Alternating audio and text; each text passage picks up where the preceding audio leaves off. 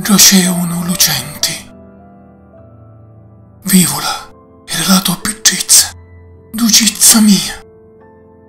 Fariti nàsciri ora, panzina in surrisu, e come un ngagghiari da una tempesta, perché veni suffucatu dello silenziu, o dici tanti notti, friddi, senza fatu né disìu, che studo una picca lo tuo suli.